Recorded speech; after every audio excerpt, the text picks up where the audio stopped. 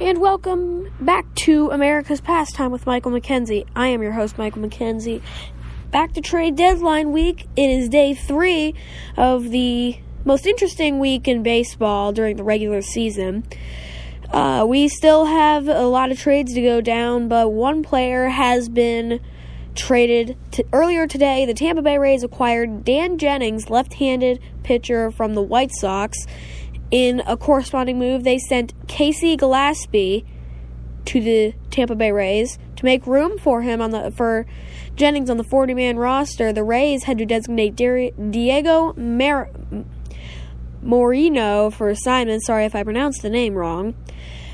Dan Jennings has been linked to some trades, especially left-handed reliever trades. The Rays had been known to be interested in picking up a left-handed reliever, but they had been linked to pitchers such as Brad Hand of the San Diego Padres and Justin Wilson of the Detroit Tigers, so that their search for a left-handed reliever is over.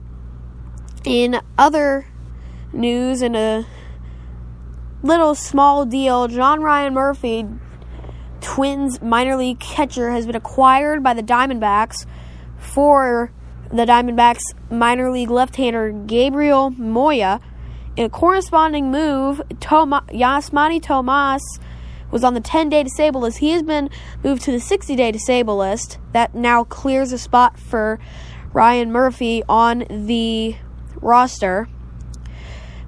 Murphy was acquired by the Twins in the straight-up swap for Hicks between the Yankees and the Twins. That's how now he has been traded again. Justin Wilson, he is being linked to more teams, such as the New York Yankees as one of the top contenders. Some other teams that are being quiet, but are making progress and possibly getting a Justin Wilson deal done, are the Brewers, Astros, Red Sox, Cubs, Rockies, Diamondbacks, Dodgers, and Nationals. Those are some other potential spots for a trade. The Marlins, people have been talking about them trading some of their big-time players such as Stanton and Yelich. They said they're not going to do that. They're going to keep them, but they are going to be open to trading right-handed pitcher Dan Straley. 28-year-old was an essential free pickup for the Reds in spring training. Acquired from of course, the Reds. He has a 3.79 ERA on the year and 302 thirds innings. A 33% ground ball rate. And here are some of the other names that have popped up in some trades. AJ Ramos, Christian Yelich, Marcell Ozuna, Giancarlo Stanton, JT Realmuto, and other possible trade chips, Kyle Barraclough, Edinson Volquez, and Martin Parado. So they have the most names on the market. David Phelps was already traded to the Seattle Mariners, so we could hear a lot of trades that the Twins are going to make in terms of selling. They're going to be the teams receiving the small players. Big story actually earlier today. The Twins are reportedly listening to offers on short-term assets, such as trades that could include Irvin Santana and Yami Garcia, who was just acquired by the Twins in a trade with the Braves. Brandon Kintzler and Brian Dozier are also being linked in some trades. So the Twins, in a playoff race right now, trying to win the AL Central, maybe sneak into a wild card spot. They have some pitchers on the market, so we could be hearing some of their names pop up in some trades.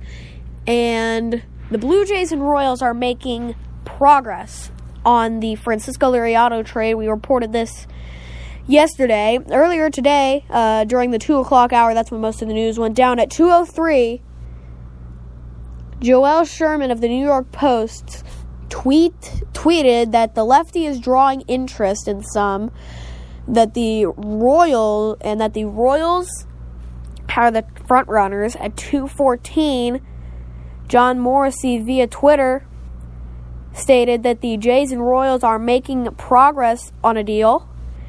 And at 2:32, Sherman tweeted that the Jays and Royals had discussed both a Francisco Liriano and a Marco Estrada trade, but the Royals are now going to put their sole focus on getting a deal done for Liriano. Not the best season for Francisco Liriano last year. This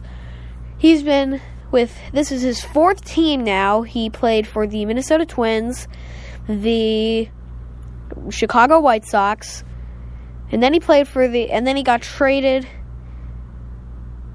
to Pittsburgh. And last year, in the trade deadline, the Blue Jays acquired Francisco Liriano and Reese McGuire, minor league catcher, for Drew Hutchinson. So Liriano could be traded for the second straight year. Yesterday we talked about the AL buyers and sellers at the deadline. Today we're going to be talking about the NL buyers and sellers at the deadline. We're going to start with the NL East. The Washington Nationals, they took care of business today against the now second place Milwaukee Brewers, winning that game 15-2, hitting 5 home runs in a single inning, including 4 of them back-to-back home runs. So the Nationals were hitting it out of the ballpark. Bryce Harper hit 2 home runs. So the Nationals are buyers at the deadline, already making a trade with the Athletics, acquiring Ryan Madison and Sean Doolittle. They are also still in the race to get Sonny Gray. The Atlanta Braves. I really think that I'm going to say this right now on behalf of the Braves, Mets, Marlins, and Phillies. I think I've already explained the Mets. They have one of the most amount of players on the market. They're sellers. The Braves, I expect them to stay quiet the rest of the deadline, except for maybe a Julio Teheran trade that has been popping up in some talks.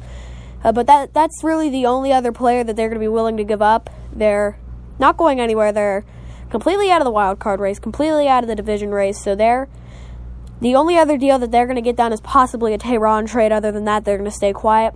The Mets sellers, they have received offers and been talking with teams about trades that will involve Jay Bruce, who they acquired last year in their run for postseason run, possibly another outfielder, Curtis Granderson.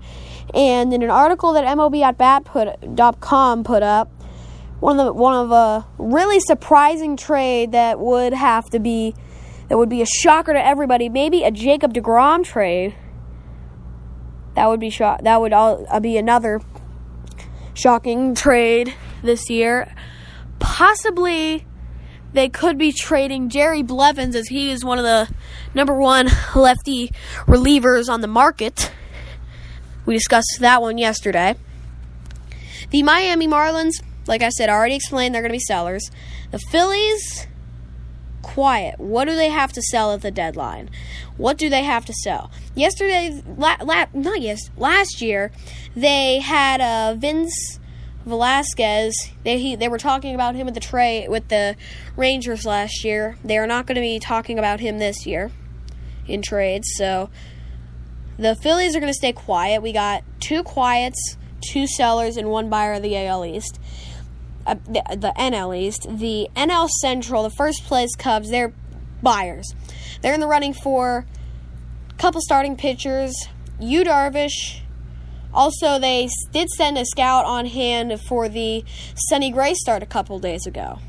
So their buyers at the deadline already have acquired Jose Quintana, who will start tomorrow for the Cubs in Milwaukee, a division showdown that could maybe put the division race away if the Cubs could sweep the Milwaukee Brewers. The Milwaukee Brewers, now we're going to talk about them. They are buyers at the deadline. They were one of the front runners for Sonny Gray, but now, like I said, they're fading back in the possibility to get a Sonny Gray trade. They still did acquire reliever Anthony Swarzak, and they have a couple other players that they could be talking about, so they're buyers at the deadline. The Pirates, they're not quiet. They're right in the middle. They're going to be I think that they're going to be leaning toward more of a buyer mode, but they are in the playoff race, only 4 out, but actually I believe they're 4.5 out, but like I said, they have Tony Watson and Juan Nicasio, maybe Wade LeBlanc. Their names are still out on the market for that deal to be done, but they sent a scout for the Sonny Gray start, so they're going to be making a push for Gray. But that's really the only other player that they have really been connected to. I think that that's the only trade that you'll maybe possibly hear the Pirates make a push for. The St. Louis Cardinals, they are really going to be a quiet team. They don't have any players that they're going to be willing to put out on the market because they're still going to have to make a strong push to finish out the season to possibly win the division. But I feel like that, and they feel like they have the assets to win, to possibly make this late season push.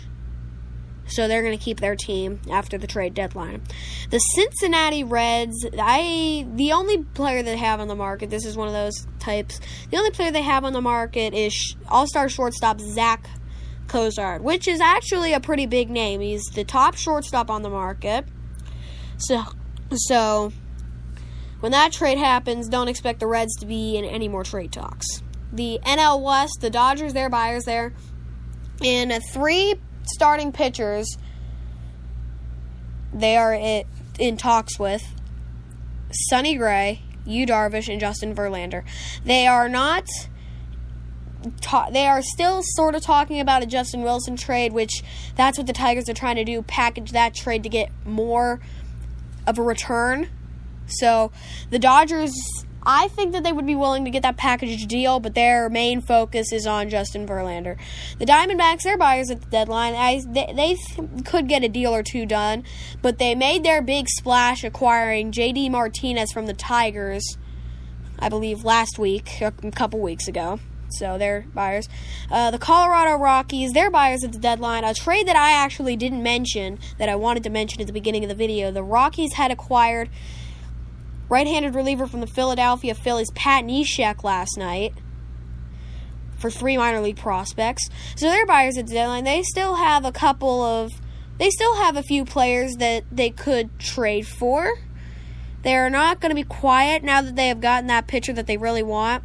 Neshek has been popping up in some trade talks lately, so I wasn't surprised that he was traded. The San Diego Padres, they really don't have much to give up. I don't expect them to be dealing because they do have Brad Hand, though. They could give up him, but that's the only pitcher I really think that they're going to deal. I think that they will deal him, but there's really no defined team where Brad Hand is going to go. And finally, the San Francisco Giants sellers, already selling Eduardo Nunez, a name that really nobody is going to see coming. I think that possibly a maybe, that Hunter Pence's name could come up in some talks with the Giants and other teams. Wouldn't be surprised if he's dealt, but he's likely to stay in the uniform of a Giant, but wouldn't be surprised if he gets dealt at the deadline. That's all we have for today on America's Pastime with Michael McKenzie. Don't forget to tune in tomorrow for our live podcasts. Until next time, good night.